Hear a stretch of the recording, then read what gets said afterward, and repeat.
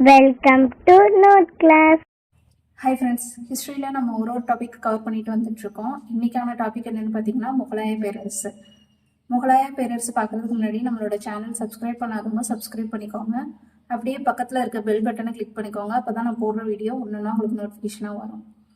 இந்த முகலாய பேரரசோட பிடிஎஃப் வேணும்னு நினைக்கிறவங்க சப்ஸ்கிரைப் பண்ணிவிட்டு ஓப்பன் பண்ணுங்கள். இன்கேஸ் சப்ஸ்கிரைப் பண்ணாமல் ஓப்பன் பண்ணிங்கன்னா பிடிஎஃப் ஓப்பன் ஆகாது. இப்போ நம்ம வீடியோ பார்க்கலாம். முகலாய பேரரசு 1526 டு 1707 வரை ஆட்சி பண்ணியிருப்பாங்க. இவங்களை பற்றி ஃப்ளோ சார்ட் பார்த்துடலாம். ஃபர்ஸ்ட் ஆட்சி பண்ணது யாருன்னு பார்த்தீங்கன்னா பாபர். 1526 டு 1530 வரை ஆட்சி பண்ணியிருப்பாரு. இவரோட ஃபர்ஸ்ட் பையன் தான் ஹுமாயூன். ஹுமாயூன் 1530 டு 1540 வரை ஆட்சி பண்ணியிருப்பாரு. இடையில கொஞ்சம் வருஷம் ஆட்சி பண்ணாமல் இருந்திருப்பாரு. அந்த இயர்ல சூர் வம்சம் ஆட்சி பண்ணியிருப்பாங்க. அதுக்கடுத்து பார்த்தீங்கன்னா 1555 டு 56 வரையும் ஆட்சி பண்ணியிருப்பாரு. அதுக்கடுத்து இவரோட பையன் யாருன்னு பார்த்தீங்கன்னா அக்பர். இவர் 1556 டு 1605 வரையும் ஆட்சி பண்ணியிருப்பார்.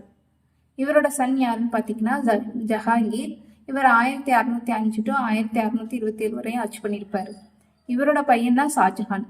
இவர் 1627 டு 1658 வரையும் ஆட்சி பண்ணியிருப்பாங்க. ஷாஜஹானோட மூணாவது பையன் தான் அவுரங்கசீப். இவர் 1658 டு 1707 வரையும் ஆட்சி பண்ணியிருப்பாரு. ஸோ இன்னைக்கு பார்ட் 1 வீடியோவில் நம்ம யாரை பற்றி பார்ப்போம்னு பார்த்தீங்கன்னா பாபர் பற்றியும் ஹுமாயூன் பற்றியும் கம்ப்ளீட்டாக முடிச்சிடலாம். அதுக்கடுத்து சூர் வம்சமும் பார்த்துடலாம் சேர்த்து.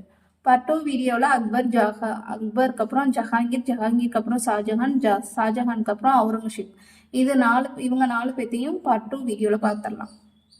பாபரை பற்றி பார்த்துடலாம். பாபரோட இயற்பெயர் என்னன்னு பார்த்தீங்கன்னா சாகுருதீன் முகமது. அப்படின்னா அதுக்கான மீனிங் என்னன்னு பார்த்தீங்கன்னா நம்பிக்கையை காப்பவர் அப்படிங்கிற மாதிரி சொல்லியிருக்காங்க. இந்த பாபர் யாருன்னு பார்த்தீங்கன்னா அவங்களோட அப்பா வழியில தைமுரின் கொள்ளு பேரனும் அவங்களோட அம்மா வழியில செங்கிஸ்கானோட 13வது தலைமுறையா இருந்தவர் தான் யூனிஸ்கான். அவங்க இவரோட தாத்தா. அம்மா வழியில யூனிஸ்கான்ங்கிறவர் இவங்களுக்கு தாத்தா. ஸோ இந்த வகையில் பிறந்தவர் தான் பாபர். எப்போ பிறக்கிறாருன்னு பார்த்தீங்கன்னா 1483 டு பிப்ரவரி 14 அன்னைக்கு பிறக்கிறாரு. அவருக்கு 11 வயசாக இருக்கும்போது அவங்களோட அப்பா உமர் ஷேக் மிர்ஷா அவர் பர்கானாவுக்கு இவரை வாரிசா ஆக்குறாங்க. இந்த பர்கானாங்கிறது எங்க இருக்குன்னு பார்த்தீங்கன்னா மத்திய ஆசியாவில் சாமர்கண்ட் அப்படிங்கிறது தான் சொல்றாங்க. இப்படி அங்கே வாரிசா அவருக்கு அந்த இடத்த கொடுத்ததுக்கப்புறம் அவர் என்ன பண்ணுவார்னா அது சரியா ஆட்சி பண்ணாமல் தோத்துருவாரு, கைவிட்டுருவார் அந்த இடத்த. அதுக்கப்புறம் 10 வருஷம் கழிச்சு மாமன்கள், அவங்களோட மாமா இருப்பாங்களா, அவங்க மாமா ஒருவர்கிட்ட இருந்து காபூலை கைப்பற்றிடுவாரு. ஸோ காபூலை கைப்பற்றினதுக்கு அப்புறம் என்ன பண்ணுவாங்கன்னா ஒரு முக்கியமான 4 படையெடுப்பு பண்ணுவாரு. 1519 டு 1523 வரை 4 முக்கிய படையெடுப்பு பண்ணுவாரு. போர் வெற்றிகள், பாபரோட போர் வெற்றிகள் என்னன்னு பார்ப்போம். ஃபர்ஸ்ட் பானிபட் போர் 1526 ஏப்ரல் 21 அன்னைக்கு நடந்திருக்கும். இந்த டேட் இம்பார்ட்டன்ட், ப்ரீவியஸ் இயர்ல கேட்ட கொஸ்டின்.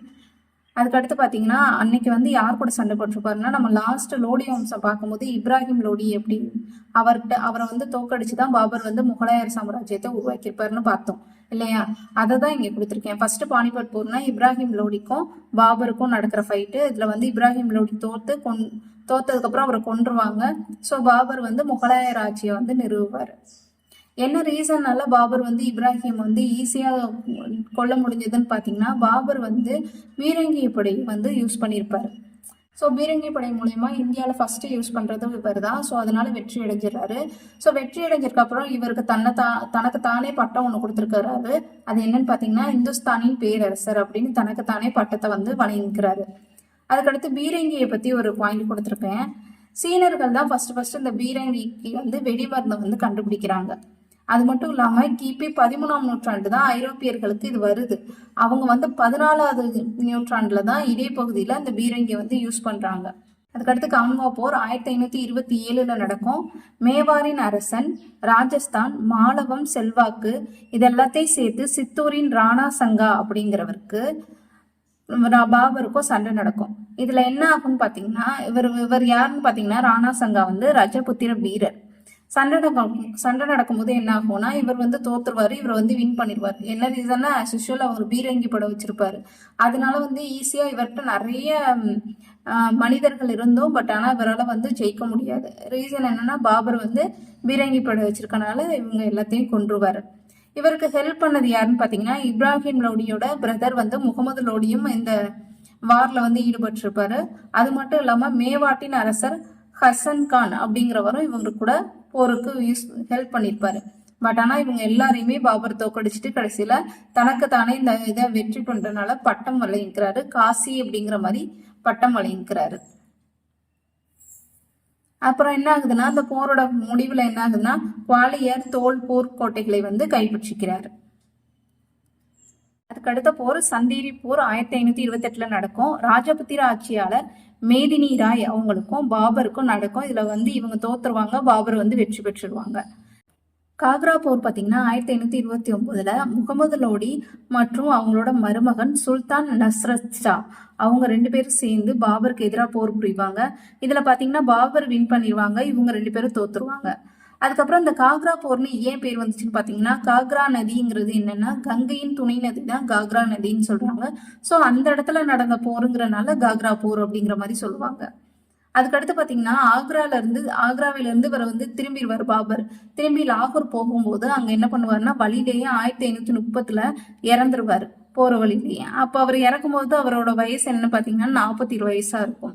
அதுக்கப்புறம் இவருக்கு அடுத்த ஆட்சி ஹுமாயூன் வந்து ஆட்சி புரியணுங்கிற மாதிரி இவர் ஆசைப்பட்டிருப்பாரு. என்ன ரீசன் பாத்தீங்கன்னா, ஹுமாயூன் வந்து ரொம்ப நோய்வாய்ப்பட்டு ரொம்ப இறக்குற தருவாயில இருக்கிறனால இவர் வந்து என்ன பண்ணிருப்பாருன்னா, வேண்டிப்பார் கடவுள்கிட்ட, கடவுளை என் பையனை காப்பாத்திரு, நான் வந்து என்னோட உயிரை கொடுக்குறேன் அப்படிங்கிற மாதிரி ப்ரே பண்ணிப்பாரு. அதனால வந்து இவர் வந்து சன் ஹுமாயூன் நோயிலிருந்து மீண்டு தனது உயிரை தருவதாக ப்ரே பண்ணிக்கிட்டாரு. அதனால இவரோட உயிர் போயிடுச்சு அப்படிங்கிற மாதிரி சொல்றாங்க.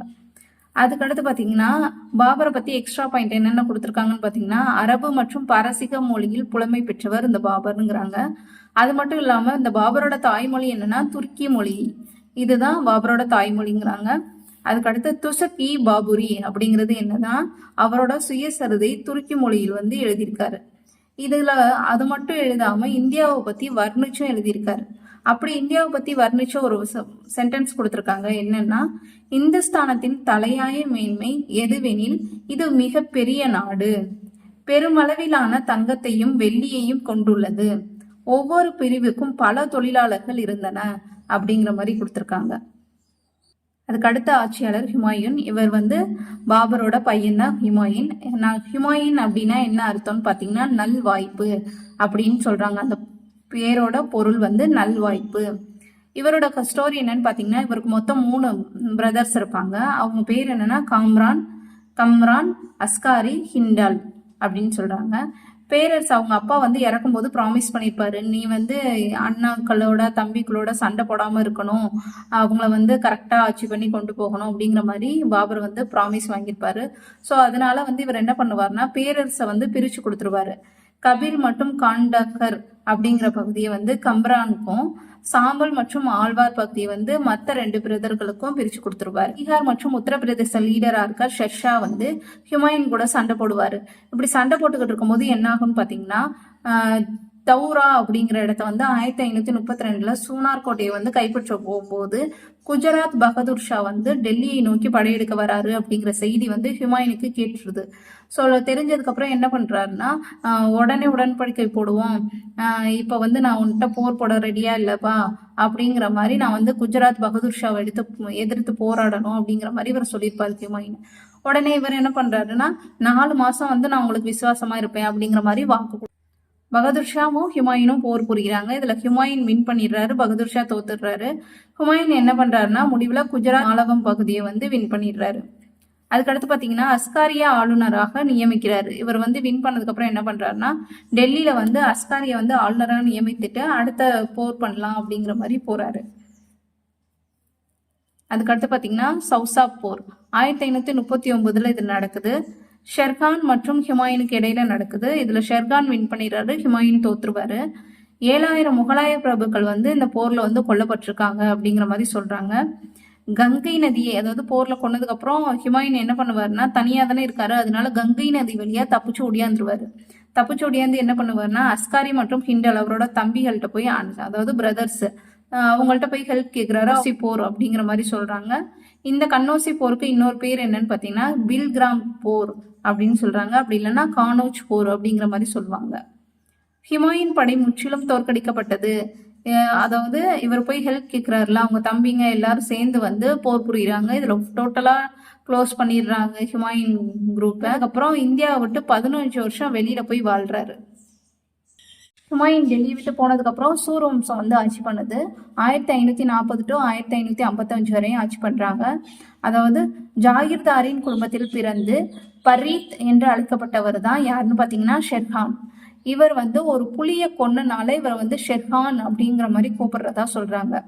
புலிக்கு ஹிந்தியில என்ன பேர்னா ஷெர் அப்படிங்கிற மாதிரி சொல்றாங்க. அதுக்கடுத்து பார்த்தீங்கன்னா இவர் சூர் மரபை தோற்றுவித்தவர் யாருன்னு பார்த்தீங்கன்னா இந்த ஷெர்கான் தான். இந்த ஷெர்கானோட அப்பா யாருன்னு பார்த்தீங்கன்னா ஹசன் கான். இவர் யாருன்னு பார்த்தீங்கன்னா பீகாரில் உள்ள சாசரம் என்ற பகுதியில் ஆட்சி பண்ணவர் தான் இந்த ஷெர்கான். அதுக்கடுத்து பார்த்தீங்கன்னா 1540 ஹுமாயூனை வந்து தோற்கடிச்சிட்டு ஷர்ஷா என்ற பட்டத்தோட டெல்லியில ஆட்சி பண்ணியிருப்பாரு.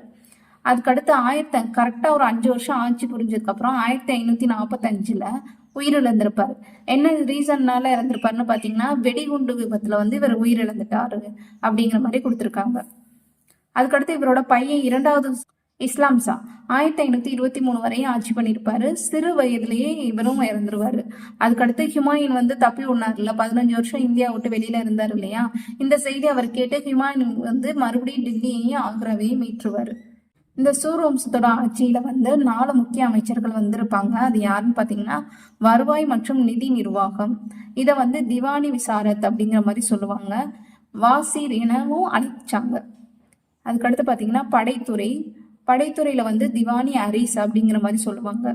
அதுக்கடுத்து அயலுறவுத்துறை, இது திவானி ரசத் அப்படின்னு சொல்லுவாங்க. அதுக்கடுத்து தகவல் தொடர்பு துறை, இது திவானி இன்ஷா அப்படிங்கிற மாதிரி சர்சா பேரரசு 47 சர்க்கார்களாக பிரிக்கப்பட்டுருச்சு. அதுக்கப்புறம் ஒரு சர்க்கார்ல வந்து முதன்மை ஹிக்தார் மற்றும் முதன்மை முன்சிப் அப்படிங்கிறவங்க 2 முக்கிய அதிகாரிகளாக இருந்திருக்காங்க. இந்த ஹிக்தார் யாருன்னு பாத்தீங்கன்னா சட்ட ஒழுங்கு சம்பந்தப்பட்டவர். இந்த முன்சிப் யாருன்னு பாத்தீங்கன்னா நீதி வழங்குதல் அந்த சம்பந்தப்பட்டவங்க தான் இவங்க. அதுக்கடுத்து பாத்தீங்கன்னா இந்த சர்க்கார் இருக்குல்ல, 47 சர்க்கார்கள் வந்து ஒரு பர்கானாக பிரிச்சிருக்காங்க. அந்த பர்கானாவை நிர்வாகம் பண்றவங்க என்ன மாதிரி போஸ்டிங்ல இருந்தாங்க, என்ன மாதிரி பேர்ல கூப்பிட்டாங்கன்னு பார்க்கலாம். ஹிக்தார் அப்படின்னா யாருன்னு பாத்தீங்கன்னா ராணுவ அதிகாரியே சொல்லுவாங்க. பர்கானால இருக்க ஹிக்தார் யாருன்னா ராணுவ அதிகாரி. அதுக்கடுத்து அமீன் அப்படின்னா யாருன்னா நில வருவாய் அப்படிங்கிறது கருவூல அதிகாரி. அதுக்கடுத்து கற்கூன்கள் அப்படின்னா கணக்கர்கள் அப்படிங்கிற மாதிரி அர்த்தம். இந்த இக்தா நிர்வாக பிரிவுகளும் இருந்துச்சு அப்படிங்கிற மாதிரி சொல்றாங்க. ஷெர்ஷாவின் சீர்திருத்தம், இவர் பாத்தீங்கன்னா வங்காளத்துல கிசர்கான் அப்படிங்கிறவரை வந்து ஆளுநரா நியமித்துட்டு போயிடுவாரு. வங்காளத்தில் முன்னாள் ஆட்சியாளராக இருந்த சுல்தான் மஹமூதுவின் மகளை வந்து இவர் மேரேஜ் பண்ணிப்பாரு. அதுக்கப்புறம் என்ன பண்ணுவாருன்னா அந்த வங்காளத்தை வந்து சுதந்திர அரசா வந்து இவர் செயல்படுத்த ஆரம்பிச்சிருவாரு. கிட்ட ஷெர்ஷா வந்து கைது செய்ய உத்தரவிட்டுருவாரு. விவசாயி சீர்குலைந்தால் அரசன் சீர்குலைவான் அப்படிங்கிற மாதிரி இந்த ஷெர்ஷா வந்து நம்புறாரு. அது மட்டும் இல்லாம இந்த விளை நிலங்கள் இருக்குல்ல, அது அனைத்தையும் 3 வகையா பிரிக்கிறாரு. ஒண்ணு நல்லவை, நடுத்தரம், மோசமானவை அப்படின்னு 3 வகையா பிரிச்சிடுறாரு. பிரிச்சுட்டு அதுல இருந்து 1/3 பங்கு நிலவரியை வந்து வசூலிக்கிறாரு. அது வந்து பணமாவும் இருக்கலாம், இல்ல பொருளாவும் இருக்கலாம். இது 2ல ஏதாவது ஒண்ணு வந்து வரி வசூலி பண்றாரு. அதுக்கடுத்து பாத்தீங்கன்னா தாம் அப்படிங்கிற ஒரு புதிய வெள்ளி நாணயத்தை வந்து அறிமுகப்படுத்துறாரு. இது எப்போ வரையும் யூஸ் பண்ணாங்கன்னு பாத்தீங்கன்னா 1835 வரையும் இது வந்து புழக்கத்துல இருந்திருக்கு. அதுக்கடுத்து பாத்தீங்கன்னா சில பகுதிகளில் ஜாகிர்தாரி முறை மற்றும் ஜமீன்தாரி முறையை வந்து அனுமதிச்சிருக்காரு. ஜாகிர்தாரி முறை அப்படின்னா என்னன்னு பாத்தீங்கன்னா கவர்மெண்ட் வந்து டாக்ஸ் ஃபிக்ஸ் பண்ணி கவர்மெண்ட் டாக்ஸ் வாங்கிக்கும், அதுக்கு பேரு ஜாகிர்தாரி முறை. ஜமீன்தாரி முறை என்னன்னு பாத்தீங்கன்னா ஜமீன்தாரி வந்து கவர்மெண்ட்டுக்கு அந்த வரியை பே பண்ணணும். ஸோ இது 2க்குள்ள டிஃப்ரெண்ட் இதுதான். எங்கெங்கன்னு பாத்தீங்கன்னா சோனார்கான் டு சிந்து வரையும், அதுக்கடுத்து ஆக்ரா டு புர்ஷாம்பூர், அதுக்கடுத்து ஜோத்பூர் டு சித்தூர், அதுக்கடுத்து லாகூர் டு முல்தான். இந்த 4 இதுக்குமே சராய் அப்படின்னு சொல்ற சத்திரத்தை வந்து பல வந்து வச்சிருக்காரு. வழிபோக்கர்கள் அங்க தங்கிட்டு யூஸ் பண்ணிக்கலாம் அந்த மாதிரி.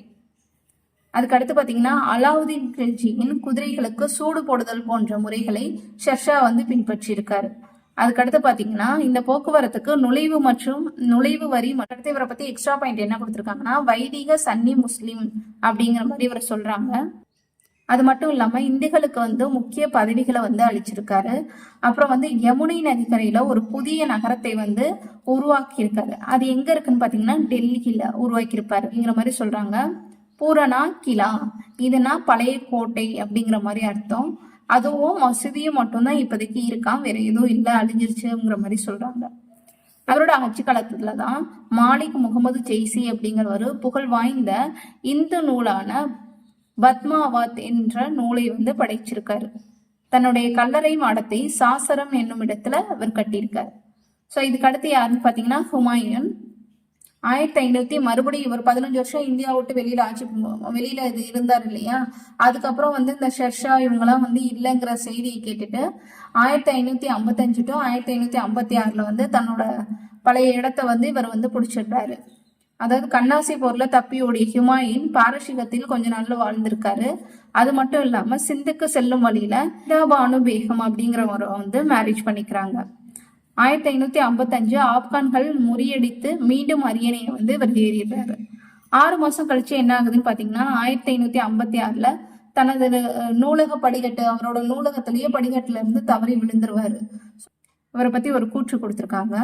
வாழ்க்கை முழுவதும் தவறி விழுந்த ஹுமாயூன் வாழ்க்கையை விட்டே தவறி விழுந்து இறந்தார் அப்படிங்கிற மாதிரி கொடுத்துருக்காங்க. ஸோ இதோட அவ்வளவுதான். இதுக்கு அடுத்த பார்ட் 2 வீடியோல நம்ம கண்டினியூஷன் பார்ப்போம். தேங்க்யூ.